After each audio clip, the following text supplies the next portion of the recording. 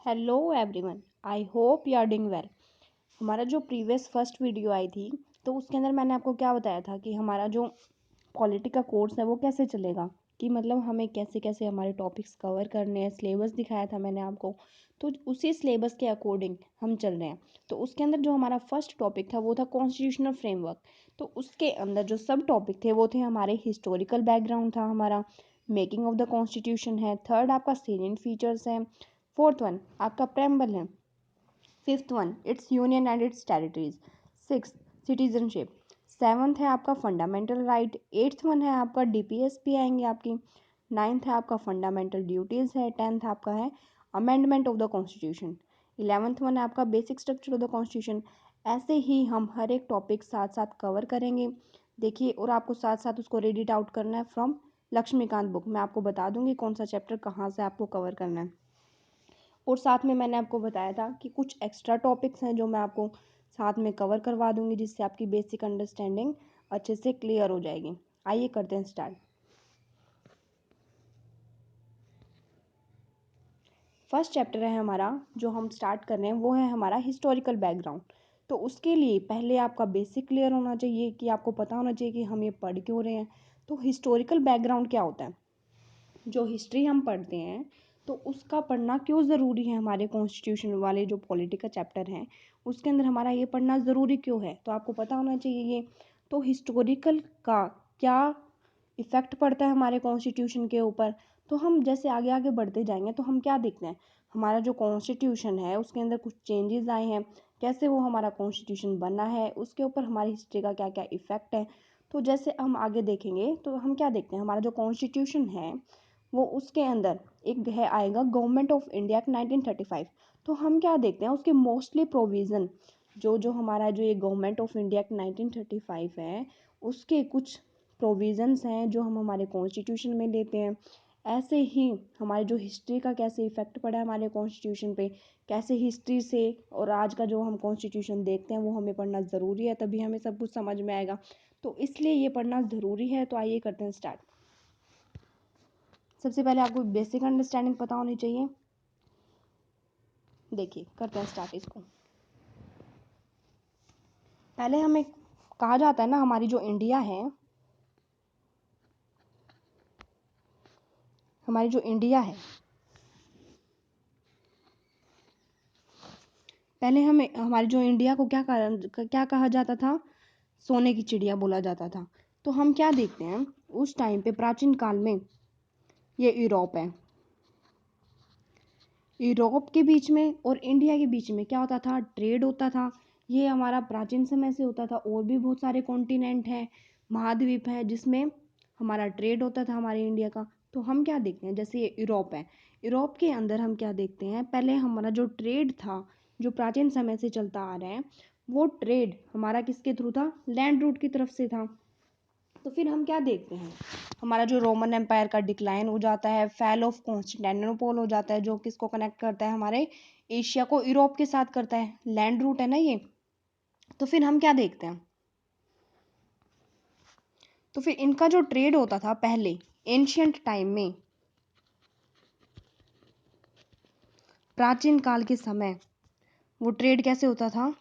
Through land route.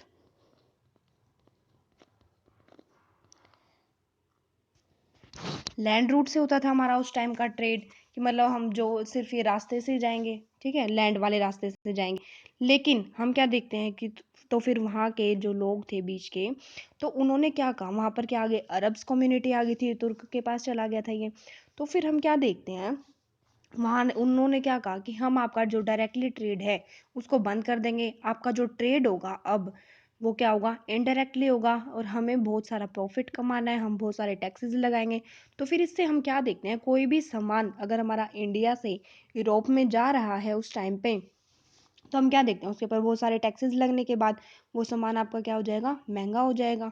तो ऐसे तो फिर लोगों को प्रॉफिट मिलेगा ही नहीं, ठीक है, बीच वाले लोग ही आपका सारा प्रॉफिट कमा लेंगे। यूरोप में जाने के बाद अगर आपका सारा सामान महंगा हो जाता है तो फिर यूरोप की उस टाइम पे जो सिचुएशन थी, क्या थी उस टाइम पे?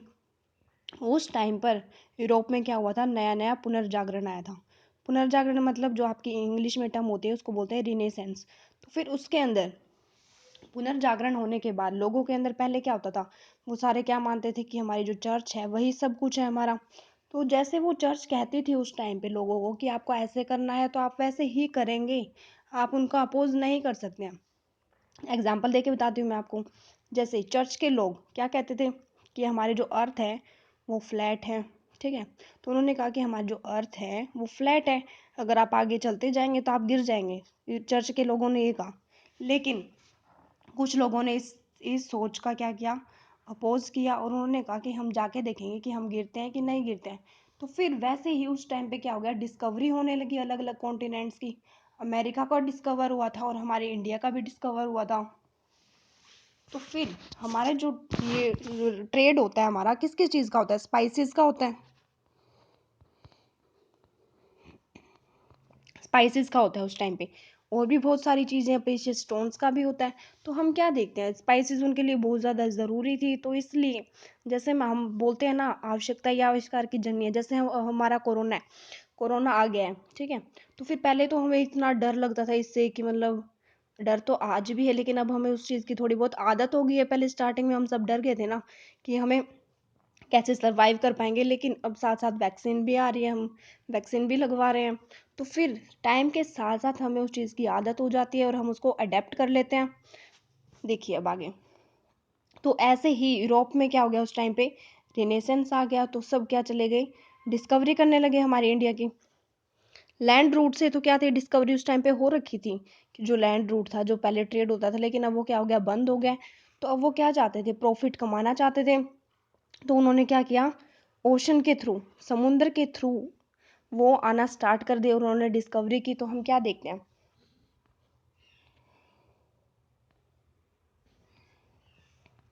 देखिए सबसे पहले जो हमारा ये लैंड, जो हमारा ये सी रूट आया था, समुद्र का जो रास्ता चूज किया था, वो किसने किया था, वास्को डी गामा ने।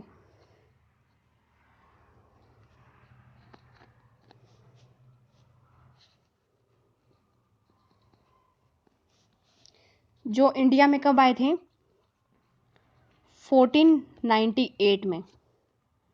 तो इन्होंने क्या देखा, इन्होंने डिस्कवरी कर दी हमारे सी रूट की। तो फिर सी समुद्र के रास्ते से आए थे हमारे इंडिया में।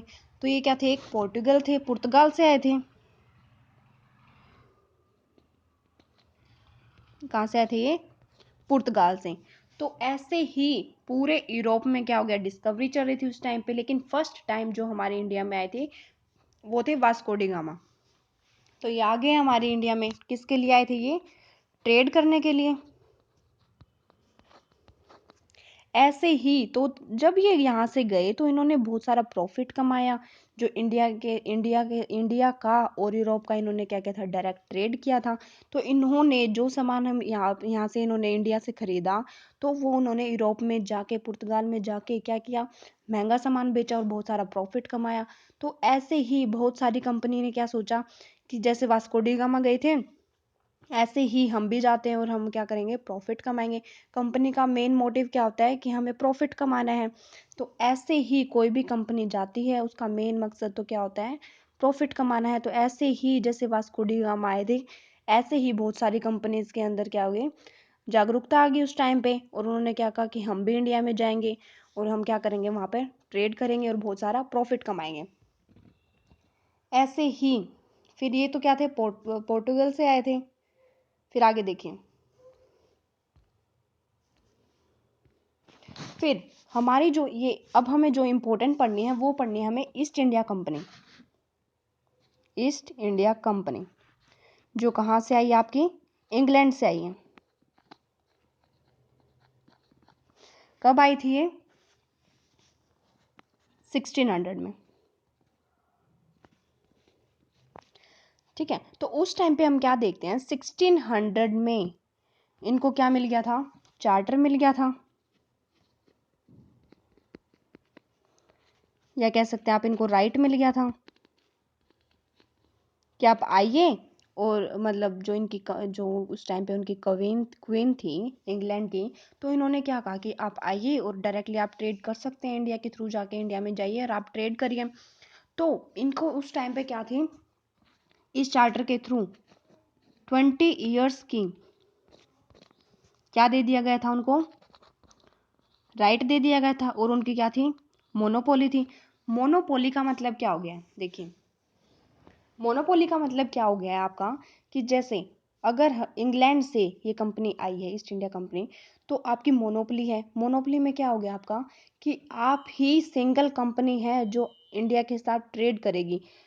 इंग्लैंड से कोई और भी कंपनी ट्रेड नहीं करेगी उस टाइम पे, सिर्फ आप ही के पास राइट है कि आप जाइए और इंडिया में ट्रेड करिए। तो फिर ईस्ट इंडिया कंपनी आती है, उस टाइम पे क्या देखती है, उनका बहुत सारा कंपटीशन होता है उस टाइम पे, क्योंकि पुर्तगाल भी होते हैं, ठीक है। देखिए अब आगे, इंडिया में आती है जब ये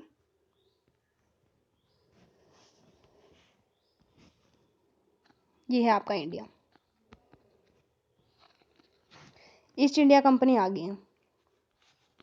तो उस टाइम पर वो फर्स्ट टाइम क्या आई थी, एज अ ट्रेडिंग कंपनी आई थी, ट्रेड करने आई थी ये। तो फिर ये क्या देखती है, ट्रेड के साथ साथ इन्होंने क्या देखा, इंडिया की जो पॉलिटी है उस टाइम पर, जो राज्य व्यवस्था है इंडिया की, उस टाइम पर क्या होता है कि इंडिया क्या होती है, फ्रेगमेंटेड होती है, मतलब टूटी हुई है उस टाइम पे, कि कहीं पर कोई राजा वीक रूलर्स आ जाते हैं, कहीं पर सब आपस में लड़ रहे होते हैं। तो ईस्ट इंडिया कंपनी क्या देखती है, पहले तो वो क्या करती है, व्यापार के लिए आई होती है, लेकिन उसके बाद वो क्या करती है, वो देखती है कि हमारी जो इंडिया है उसके अंदर वीक रूलर आ जाते हैं टाइम के साथ साथ। जैसे लेटर मुगल्स आएंगे, औरंगजेब की डेथ के बाद, तो सारे जो रूलर्स आए थे वो तो क्या थे, वीक थे। तो उन्होंने क्या सोचा, अब हम ट्रेडिंग के साथ साथ हम क्या करेंगे, हम हमारा करेंगे, एडमिनिस्ट्रेशन स्टार्ट करेंगे इंडिया के अंदर, कि ताकि हम अपने इंडिया को क्या बना दें, कॉलोनी बना दें। देखिए, तो फिर ऐसे ही वो क्या करती हैं, वहाँ पे जो इंडिया के जो राजा थे उस टाइम पे उनके साथ लड़ाई करती हैं, कि आप, लड़ाई करने के बाद क्या हो जाएगा, उन्होंने डिवाइड एंड रूल की पॉलिसी अपनाई थी। तो बहुत सारे बैटल्स होते हैं, तो क्या हम देखते हैं 1757 में बैटल ऑफ प्लासी होता है।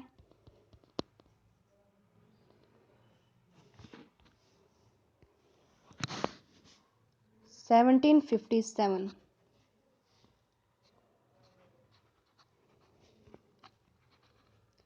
Battle of Plassey.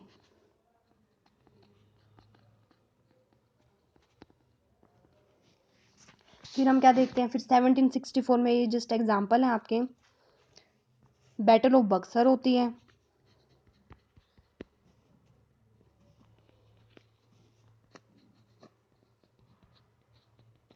Battle of Buxar होने के बाद क्या होता है आपका, बैटल ऑफ बक्सर जो 1764 में हुई है, उसके बाद आपका क्या होता है, इस बैटल के बाद, बैटल ऑफ बक्सर होने के बाद क्या मिल जाता है कंपनी को, दीवानी राइट्स मिल जाते हैं।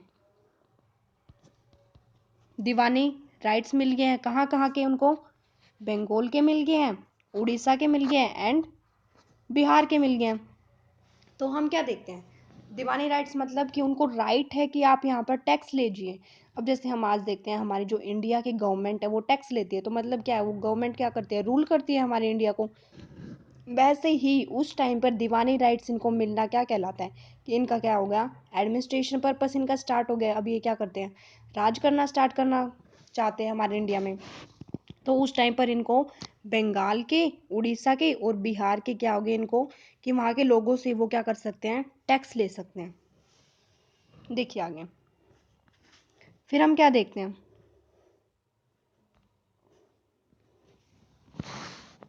हम क्या देखते हैं, जो ऑफिसर्स होते हैं, जैसे इंडिया में क्या कर रहे हैं, बहुत सारी लड़ाई कर रहे हैं, तो हम क्या देखते हैं, जो ईस्ट इंडिया कंपनी है, जो आपकी ईस्ट इंडिया कंपनी है, ये क्या करती है, कर्जे में आ जाती है, डेप्ट में, कर्जे में आ गई है ये। तो ऐसा क्यों हुआ, क्योंकि ये बहुत सारी लड़ाई करती है, और जैसे हमें पता है कोई भी वॉर होता है तो वो आपकी इकोनॉमी कितनी ज़्यादा ख़राब कर देता है, बहुत सारे सर्कमस्टांसिस आ जाते हैं। तो ऐसे ही ईस्ट इंडिया कंपनी क्या होगी, कर्जे में चली गई। तो फिर वो क्या कहती है, हम क्या देखते हैं, ईस्ट इंडिया कंपनी क्या होती है, कर्जे में चली जाती है, लेकिन ईस्ट इंडिया कंपनी के जो ऑफिसर्स हैं ये क्या होते हैं, रिच होते जाते हैं। क्योंकि रिच क्यों होंगे? क्योंकि ये क्या करते थे? रिश्वत कर लेते थे, करप्शन करते थे उस टाइम पे, सबसे गिफ्ट लेते रहते थे। तो फिर उसके जो ऑफिसर्स थे वो तो रिच हो गए, लेकिन जो ईस्ट इंडिया कंपनी खुद से जो कंपनी थी वो कर्जे में चली गई। ठीक है, क्योंकि ऑफिसर्स क्या करते थे? ब्राइब्स लेते थे, करप्शन करते थे, गिफ्ट लेते थे इंडिया वाले लोगों से। तो फिर क्या होता है? कर्जे में चली गई ईस्ट इंडिया कंपनी। तो फिर क्या होता है? ईस्ट इंडिया कंपनी कहाँ पर जाती है? ब्रिटेन में जाती है, इंग्लैंड में।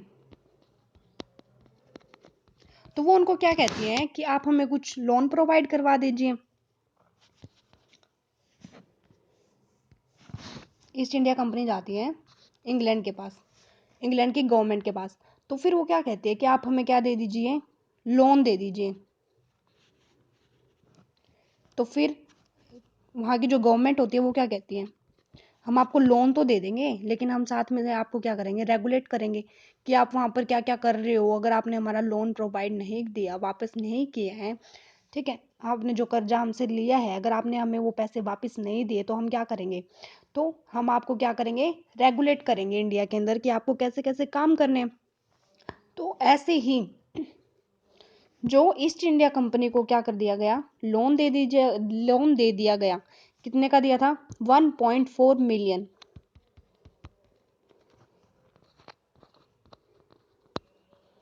1.4 मिलियन पाउंड्स दे दिए गए ईस्ट इंडिया कंपनी को। किसने दिए थे? वहां की गवर्नमेंट ने। और बदले में क्या कहा गया? कि हम आपको क्या करेंगे? रेगुलेट करेंगे। फिर आपका ये कंसेप्ट आता है, एक टर्म होती है आपकी, क्विड प्रो क्यो।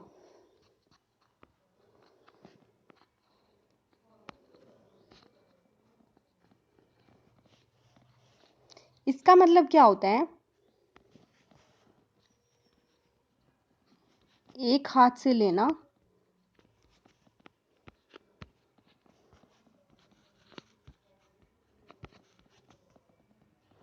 और एक हाथ से देना।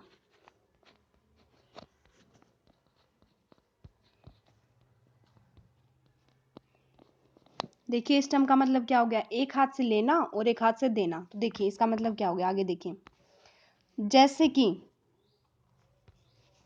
ईस्ट इंडिया कंपनी को क्या दे दिया गया?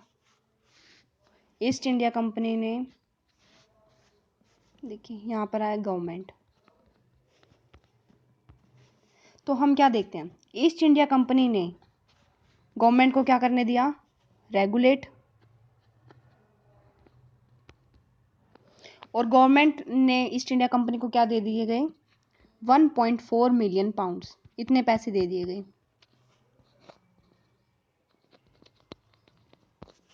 ठीक है, तो इन्होंने क्या कहा कि हम आपको एक हाथ से पैसे दे देंगे, आपको लोन दे देंगे, आपको कर्जा दे देंगे। तो बदले में आप हमें क्या करने देना? रेगुलेट करने देना कि जैसे हम आपके लिए कोई भी लॉ बनाएंगे वो लॉ आपके ऊपर क्या होगा? एप्लीकेबल होगा। इसीलिए क्या हुआ था? लॉ आते गए, एक्ट आए थे, चार्टर एक्ट्स आए थे। तो उनमें क्या था कि वो हर 20 साल के बाद आपके आएंगे। ठीक है, तो फिर उसके अंदर क्या था? हर जो प्रोविज़न होते हैं उसके, तो उसके अंदर हम क्या देखते हैं? हर एक एक्ट का अलग अलग प्रोविज़न है जो एप्लीकेबल होगा ईस्ट इंडिया कंपनी पे। और उनको क्या करेगा? क्या करना पड़ेगा? उसको मानना पड़ेगा। आइए अब इसको पीडीएफ से रीड करते हैं। आपका जो बेसिक था वो मैंने आपको बता दिया एक बारी। देखिए,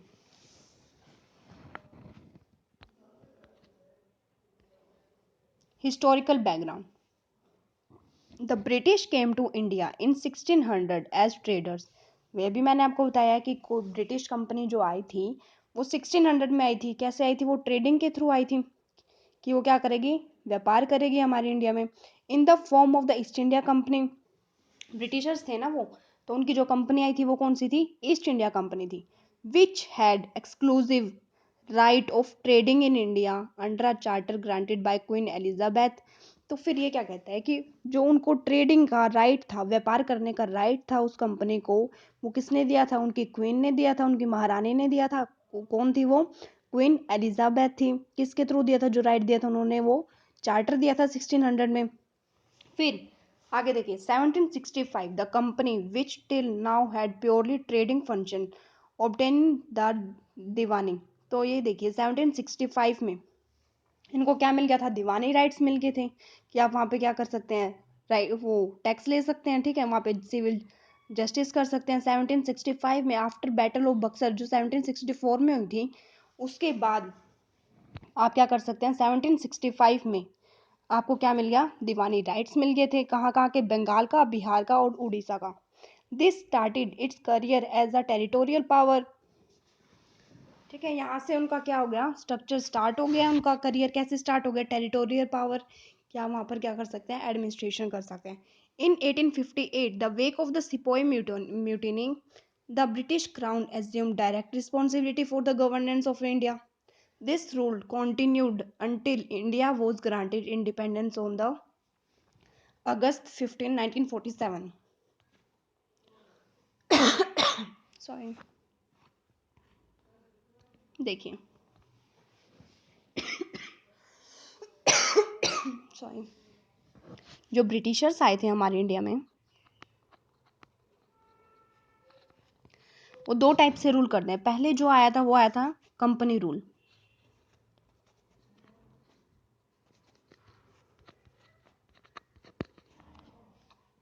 फिर आया था क्राउन रूल। जो कंपनी रूल था वो कब से लेके कब तक था, कि जो कंपनी ईस्ट इंडिया कंपनी आई थी वो कब से लेके कब तक रूल करेगी, 1773 से लेके 1857 तक।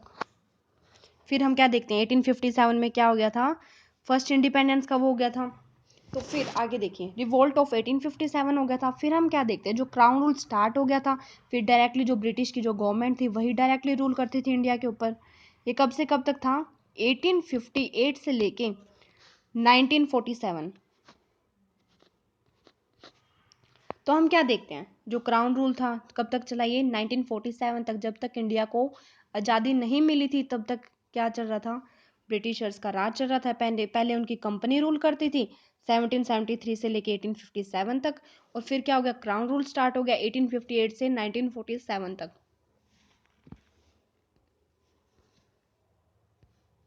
अब देखिए, ये आपका हिस्टोरिकल बैकग्राउंड का फर्स्ट पैराग्राफ हो गया कंप्लीट। फिर देखिए, with the independence came the need of for a constitution. फिर हमें इंडिया को इंडिपेंडेंस मिल गई थी तो हमें क्या जरूरत था, हमारा संविधान बने।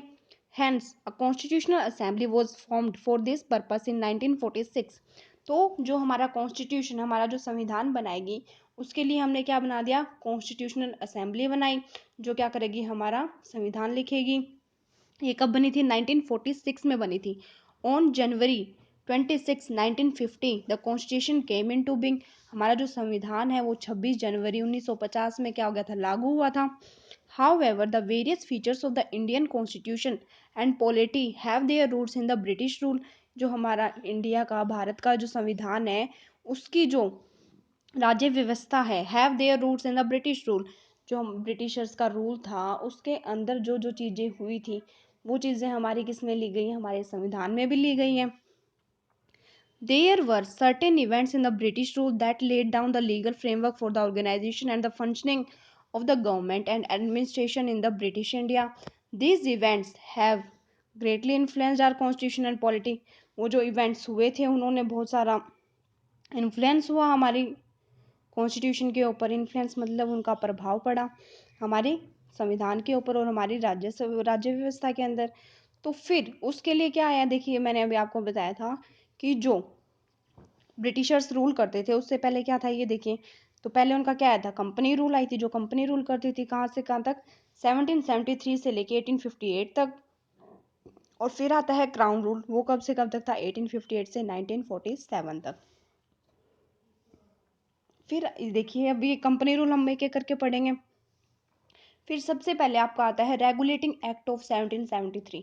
तो जैसे मैंने आपको बताया है कि क्या था, कि क्या कर रहे हैं, कंपनी रूल आएगी।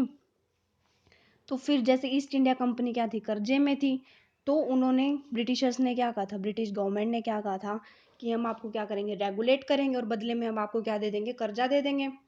कितने का, 1.4 मिलियन पाउंड्स दे देंगे। तो फिर ऐसे ही रेगुलेटिंग एक्ट्स आए हैं, तो ये हम कल से स्टार्ट करेंगे, ठीक है। नेक्स्ट टॉपिक, नेक्स्ट आपका जो कल होगा उससे मैं आपको बता दूंगी। कुछ भी सजेशंस हो आप दे सकते हैं कमेंट सेक्शन में, कुछ डाउट हो तो भी पूछ सकते हैं। अगर आपको पीडीएफ वगैरह चाहिए तो आप टेलीग्राम ग्रुप ज्वाइन कर लीजिएगा। Polity for the competitive exam Telegram group का नेम है ये। वहाँ पे आपको हिंदी इंग्लिश दोनों में आपको पीडीएफ मिल जाएंगी। कुछ डाउट हो तो पूछ सकते हैं आप। ठीक है, थैंक यू।